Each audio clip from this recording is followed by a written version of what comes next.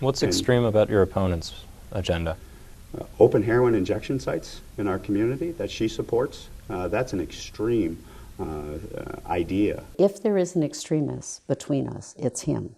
I am saying it because of his behavior and his voting record. They're both at ends on health care, too. When you talk about $32 trillion government takeover of health care, that is not sustainable. That is not viable. In the system that I'm suggesting, government becomes the payer.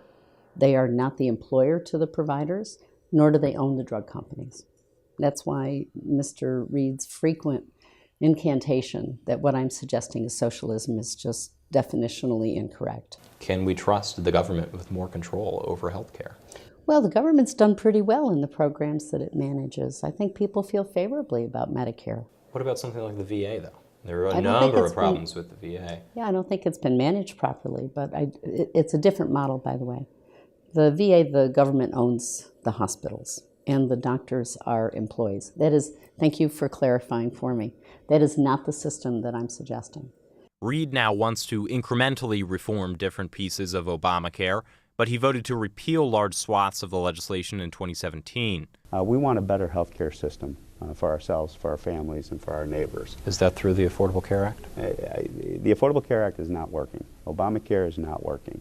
The health costs continue to go up. Health insurance premiums going up double digits.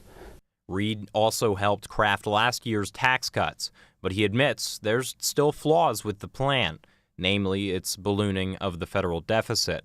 I think we are taxed too much in America, and I think making those tax cuts permanent is something we should do for individuals and small business.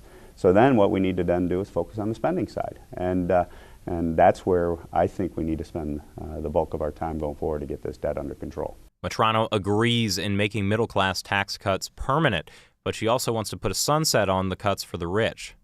But just have the time switched such that the benefit for the 1% terminates, when right now the termination date is for the working and middle class.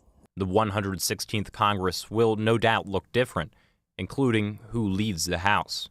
I think it's time for Nancy Pelosi to move on. I've said that throughout this campaign. Reed leads a bipartisan working group of representatives.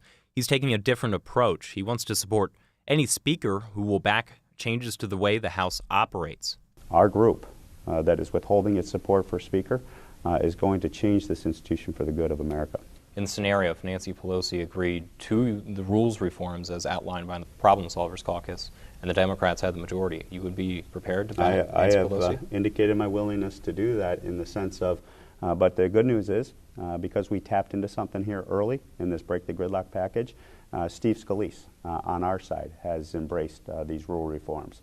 Steny Hoyer has embraced these rule reforms on the Democratic side. Mitrano wants what's best for New Yorkers. I have a record of bringing results to the people I work with or my clients. I want to do it now for the people in the 23rd District.